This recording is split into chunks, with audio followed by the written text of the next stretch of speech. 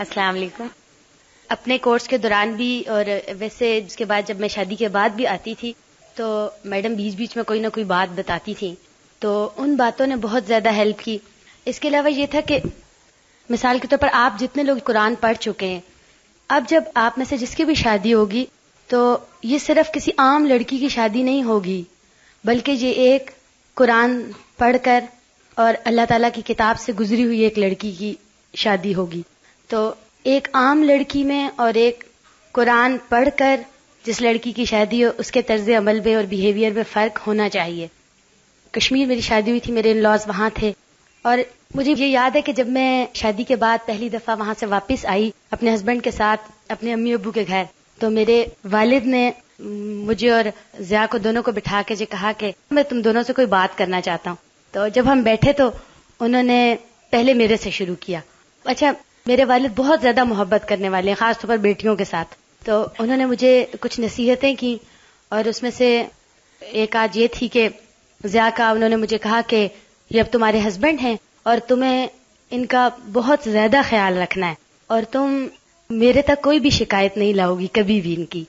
اور پھر انہوں نے ضیاء سے بات کی اور ان کو انہوں نے یہ کہا تھا کہ میں نے تمہیں بیٹا بنایا ہے. اور یہ کہ حدیث مجھے پوری پتہ نہیں صحیح یاد ہے کہ نہیں، لیکن انہوں نے یہ حدیث انہیں کوٹ کی تھی کہ عورت جو ہے وہ ٹیڑھی پسلی سے پیدا کی گئی ہے، اور اگر تم اسے سیدھا کرنے کی کوشش کرو گے تو یہ ٹوٹ جائے گی. تو اس لیے مجھے کہا تھا کہ میں اپنے جذبات پر کنٹرول رکھوں، اور انہیں یہ کہا تھا کہ وہ میرے ساتھ درگزر کا معاملہ رکھیں. اور الحمدللہ انہوں نے بھی ابو کی اس بات کو یاد رکھا اور میں نے بھی. اور پھر یہ کہ جب دو لوگ ایک جگہ رہتے ہیں تو یہ نہیں ہوتا کہ کوئی بات اختلافی نہ ہو، ہوتی ضرور ہے. کئی چیزوں میں آپ کی اور ان کی رائے میں فرق ہو سکتا ہے، لیکن ہمیشہ یہ ہوا اگر کبھی اس طرح کا معاملہ پیش آیا تو میں نے، اگر ان کی بات ٹھیک تھی یا وہ اپنی بات پہ سٹریس کرتے تھے تو میں کہتی تھی آپ مجھے بتائیں آپ یہ بات کیوں کہتے ہیں. تو اگر وہ مجھے کنونس کر لیتے تھے تو میں نے کبھی بھی نہیں کیا آگے سے، ہمیشہ مان لی بات کہ ہاں یہ بات ٹھیک کہی ہے بالکل. اور اگر میری کبھی کوئی بات ہوئی ہے اور میں نے انہیں آرام سے بہت محبت کے ساتھ بتایا کہ میں اس وجہ سے یہ بات کہتی ہوں، تو انہوں نے بھی کبھی نہیں کیا، ہمیشہ مانی ہے بات. تو آپس میں ڈسکس کرنے سے بھی بہت سے مسائل حل ہوتے ہیں. یہ جو آخری بات اس نے کی بڑے کام کی ہے کہ آپس میں ڈسکس کرنے سے بہت سے مسائل جو ہیں وہ حل ہو جاتے ہیں. عموماً یہ ہوتا ہے کہ اگر شوہر کو بیوی کی کوئی بات ناگوار گزرے تو شوہر موڈ آف کر جاتا ہے اور پھر وہ بولنا نہیں چاہتا. اس کا دل ہوتا ہے کہ چونکہ اس کی وجہ سے موڈ آف ہو تو یہ مجھے منائے. بیوی یہ کہتی کہ میری انا کا مسئلہ ہے، میں کیوں مناؤں.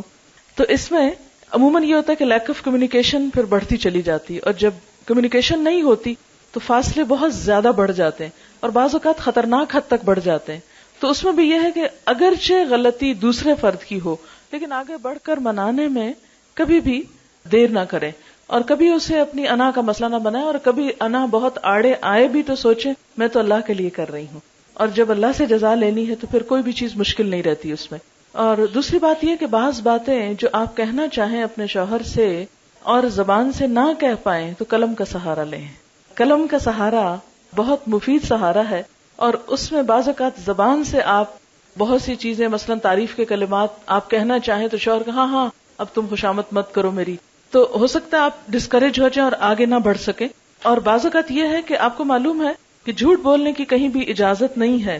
لیکن شوہر اور بیوی کے تعلقات میں جھوٹ تو نہیں، لیکن یہ کہ اگر دل میں نہیں بھی کوئی خاص جذبات تو تلخ گھونٹ پی کر جذبات کا اظہار کریں، اور آپ دیکھیں گے کہ وہ آپ کے حق میں بہت مفید ثابت ہوں گے. تو یہ نسخہ جو ہے یہ زندگی میں آپ کو بہت فائدہ دے گا کہ دوسرے کی جو خوبیاں ہیں اس میں آپ دیکھیں کہ شوہر ہو یا بیوی دونوں کے اندر کچھ نہ کچھ خوبیاں ضرور ہوتی. عموماً جب ہم کسی کے بارے میں غصے میں آتے ہیں نا، اس کی ساری خوبیوں کو بند کر کے رکھ دیتے ہیں اور صرف خامیاں اس کی نظر آتی. ایسے میں انصاف سے کام لیتے ہوئے کوئی نہ کوئی خوبی تلاش کر لینا جو واقعی اس کے اندر ہو، اسے تلاش کر کے اور سچے قسم کی وہ تعریف جو ہے جب آپ کریں گے تو آپ دیکھیں گے کہ وہ جو بیچ میں خراب سی چیز آئی ہے وہ بالکل ایسے دور چلی جائے گی گویا کبھی ہوئی بھی نہ تھی.